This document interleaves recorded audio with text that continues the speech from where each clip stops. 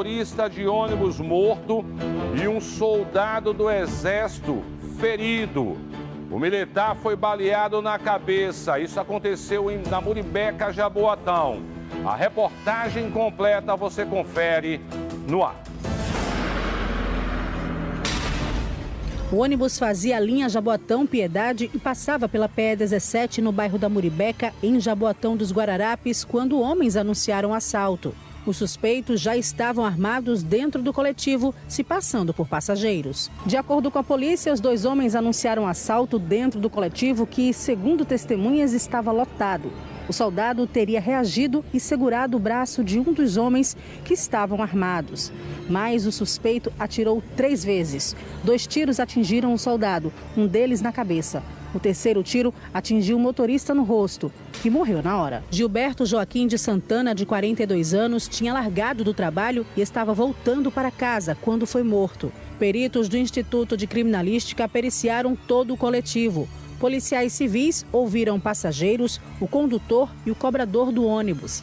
Ainda segundo testemunhas, os suspeitos fugiram em direção ao matagal, deixando os chinelos para trás. Uma viatura do SAMU estava passando no momento e prestou socorro ao soldado, que foi levado para a UPA de Lagoa Encantada e depois transferido para o Hospital da Restauração em estado grave.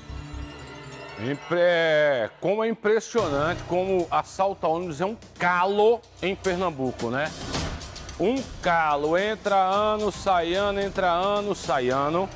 Entra governo, sai governo, entendeu? E não se resolve isso. Não se resolve isso. E quando tentaram resolver, foi para proteger a empresa de ônibus, as empresas, criando o bilhete eletrônico. Aí, muitas vezes, o ladrão não vai atrás do dinheiro, porque sabe que não tem mais o dinheiro. Apesar que esse ônibus aí, me parece que ainda trabalha com cobrador, né? Então, assim, ele não vai mais assaltar, o objetivo dele não é mais a renda, e sim os passageiros. E sim os trabalhadores que estão no coletivo. Aí o cara paga uma passagem caríssima, tem um transporte ruim, porque quem encontrar um ônibus com ar-condicionado ganha um carro. Agora, quando foi para tirar as combis, as vans, todo ônibus tinha ar-condicionado. Então, ficou o quê? A renda em dinheiro, R$3. É o que se apura de dinheiro. Entendeu? E aí o alvo vira quem? Os passageiros. Entendeu? Tiraram o prejuízo da empresa e o passageiro que se vire. Ainda sobre esse assunto, vamos ao vivo com a repórter Diandra Monteiro. Inclusive, ela está no IML, o corpo aí deve ser liberado, né? E também está com um representante dos rodoviários. Oi, Diandra, muito bom dia para você e toda a equipe. Bom dia para você, Gurgel, para quem acompanha o programa. Pois é, aqui no IML a expectativa é pela chegada da família para a liberação do corpo de Gilberto Joaquim de Santana, que tinha 42 anos de idade. Ele tinha largado do trabalho, estava voltando para casa, ele que era motorista de ônibus quando aconteceu essa tentativa de assalto. Como você disse, nós estamos com o Genildo Pereira, que ele é assessor de comunicação da Associação dos Rodoviários.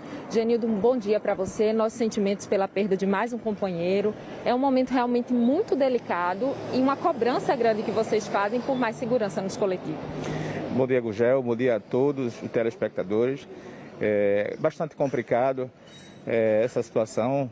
Também queremos prestar nossas condolências à família enlutada diante desse fato. E sabemos que a segurança, ela é dever do Estado. Está lá no artigo 144 da Constituição Federal. Infelizmente, é o que nós não estamos vendo. E mais, transporte público, ele é regido pelo Código de Defesa do Consumidor. Está lá é a Lei 88/90. Então, o único hoje que é prejudicado dentro do transporte público, não só o trabalhador rodoviário, como o usuário que está pagando a conta diante dessa falta de segurança do Estado. O artigo 22 diz que o cidadão tem direito a um transporte de qualidade e de segurança. Isso não está acontecendo. Infelizmente, ontem o nosso companheiro de trabalho foi uma vítima e nós vamos continuar cobrando um posicionamento do Estado, porque são fatos que não que está acontecendo agora, vem de muito tempo, são pontos críticos de grandes incidências de assalto e nós temos sempre cobrado um posicionamento do Estado em relação a isso. Infelizmente, as ações que estão sendo realizadas não estão surtindo efeito. Nós não estamos vendo os blitz nos ônibus mais. Hoje, se você passa em determinado trecho, onde existia uma blitz, hoje não tem. Nós temos trechos como a Avenida Sul e outros lugares, na alça do viaduto Capitão Taimudo, não existe mais. É bastante complicado, nós vamos estar cobrando sim um posicionamento do Estado em relação a essa situação, porque quem tem que proporcionar segurança para o trabalhador e para o usuário do transporte que já está comprando e pagando um produto que é de péssima qualidade é o Estado. Você falou aí do trecho, né? Foi lá na Estrada da Muribeca, que é um trecho muito conhecido, inclusive que já tem gerado muita reclamação por parte dos motoristas daquela área, porque os assaltos acontecem com frequência. Sem sombra de dúvida. Sabemos que essa situação já ficou bastante complicada. Existia o motorista e o cobrador dentro do coletivo. Hoje só tem o motorista exercendo a dupla função. É complicado porque aí ele já está numa situação bastante complicada, que já vai de encontro ao que diz até o CTB. Entendeu? Então fica difícil para só o motorista estar ali dentro do carro lidando com toda essa situação, não só ele, mas como o usuário, que é a vítima e potencial dentro do coletivo. Então a resposta fica com o Estado, ele tem que dar uma resposta para a população, para os familiares que precisam de uma resposta que seja convincente por conta dessa questão da falta de insegurança dentro do transporte. Vocês já conseguiram conversar com a família do Gilberto? Eles estão seguindo aqui para o IML, estão vindo para cá e nós vamos estar conversando com eles, vamos dar total apoio no que for preciso diante de toda essa situação. A Associação dos Rodoviários, a ARBIP, está trabalhando por melhores condições para a categoria. Então nós vamos continuar cobrando um posicionamento do Estado em relação à segurança pública. Inclusive tem uma cobrança também, Genildo, relacionada às câmeras. Esse ônibus ele era equipado com câmeras de segurança. Essas imagens podem ajudar a polícia nas investigações. Vocês vão cobrar realmente essas imagens? Sem sombra de dúvida. Nós esperamos que essas imagens apareçam e contribuam para que a Polícia Civil venha investigar e colocar esses meliantes atrás das grades, porque a população precisa de dias melhores de segurança. Então essas imagens precisam aparecer sim. Vocês conseguiram apurar informações de como teria acontecido esse assalto? Na realidade, foram dois meliantes, informação de dois meliantes. Um sacou a sua arma e o outro ficou na retaguarda. Então, quando houve uma reação, o outro agiu também em defesa do compassa dele. Então, infelizmente, o nosso companheiro foi a vítima nessa história.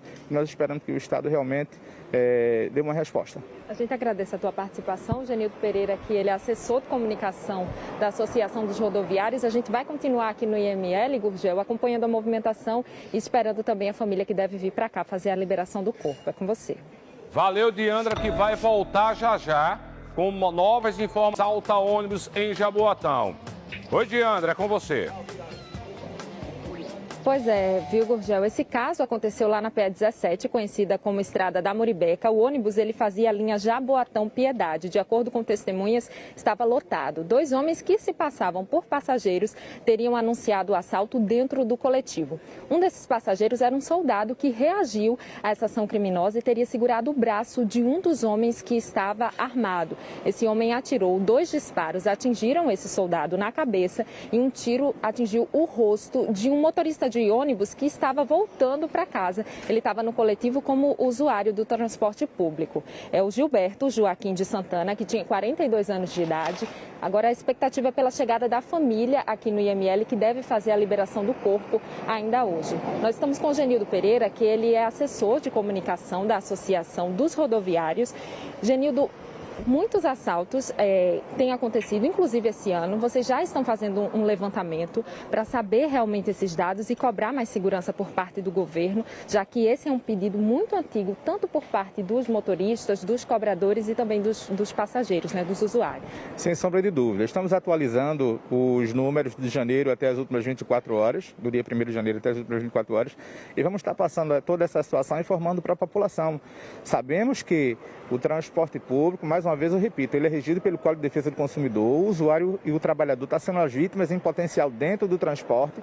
Nós vamos continuar cobrando sim, porque são pontos de grandes incidências que infelizmente não estão sendo, não estão trabalhando em cima disso, eles não estão brigando em cima dessa situação para representar, ou seja, o anseio da população e do trabalhador que necessita realmente da segurança, porque se você esse trecho aí já foi informado várias vezes os números de assalto desse local e outros aí, então a segurança, ela é dever do Estado, é o artigo, repetir, 144 da Constituição Federal, então a responsabilidade é do Estado, ele tem que responder por toda essa situação. E outra, a omissão é crime, o Estado está sendo negligente, está sendo omisso, a omissão é crime. Tem que se responder por isso, porque a vítima é o trabalhador e o usuário dentro do transporte. Já é possível ter uma média do número de ocorrências somente nesse ano? Hoje estamos aproximando da casa de 800, é um número muito alto que comprova que o que está sendo feito não está surtindo efeito na sua totalidade. Já se aproxima da casa dos 800, é um número muito alto. Nós estamos no meio do ano e um número desse. Realmente muito alto. Agora, antes se falava, né, quando o ônibus está mais vazio, essas ações costumam acontecer. Tem passageiro que até prefere pegar um ônibus onde tem uma movimentação maior, mas nesse caso o que chama a atenção é que o ônibus estava lotado e ainda assim o assalto teria acontecido. Sim, sem sombra de dúvida, isso mostra a audácia dos meliantes, que eles não estão medindo esforço diante dessa situação. E outra coisa, para a SDS, só é considerado assalto quando se leva a renda da empresa.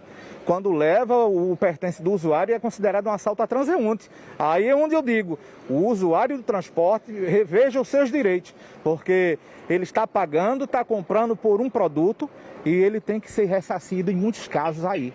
Infelizmente, eles não estão correndo atrás, esses números não aparecem na sua totalidade, mas vamos estar mostrando e cobrando um posicionamento do Estado para que o trabalhador rodoviário e o usuário do transporte venha se sentir mais seguro no transporte público. Após a instalação da bilhetagem eletrônica, vocês perceberam realmente que o motorista ou até mesmo o cobrador, quando se tem, né, nos coletivos, o usuário acaba sendo realmente o alvo, já que não tem renda do coletivo para levar? Na realidade, eu sempre informei, sempre falei que não era retirando o trabalhador dos seus postos de trabalho que iria resolver a questão da insegurança no transporte público. A figura do cobrador, retirando ele, não iria reduzir a questão dos assaltos.